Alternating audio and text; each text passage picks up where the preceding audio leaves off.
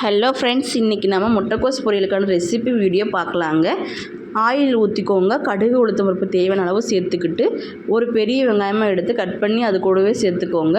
வெங்காயம் நல்லா வதங்கினதுக்கப்புறம் 2 பச்சை மிளகா, கொஞ்சமாக கருவேப்பிலை தழை அது கூடயே சேர்த்துக்கோங்க.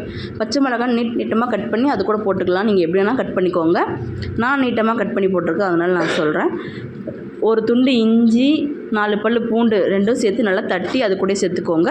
உங்கள்கிட்ட இஞ்சி பூண்டு பேஸ்ட் இருந்தாலும் நீங்கள் சேர்த்துக்கலாம். நான் தட்டி போட்டால் இன்னும் கொஞ்சம் டேஸ்ட் ரொம்பவே நல்லாயிருக்கும். அப்புறம் முட்டைக்கோஸ் கட் பண்ணி வச்சுருந்த முட்டைக்கோஸ் எடுத்து அது கூட சேர்த்துக்கலாங்க. தேவையான அளவு முட்டைக்கோஸ் எடுத்து நீங்கள் சேர்த்துக்கோங்க. நான் எனக்கு தேவையான அளவு எடுத்து சேர்த்துக்கிட்டேங்க. ரெண்டையும் நல்லா சேர்த்து மிக்ஸ் பண்ணிக்கோங்க. நல்லா எல்லாம் மிக்ஸ் பண்ணதுக்கப்புறம் தேவையான அளவு கல் உப்பு சேர்த்துக்கலாங்க. உப்பு சேர்த்து நல்லா மிக்ஸ் பண்ணிக்கோங்க. மிக்ஸ் பண்ணிவிட்டு தண்ணியெல்லாம் எதுவுமே ஆட் பண்ணக்கூடாதுங்க. முட்டைக்கோஸ்லேருந்து வாட்டர் வரும், அந்த வாட்டரே இது கரெக்டாக இருக்குங்க. அந்த தண்ணியே அதில் கரெக்டாக இருக்கும்.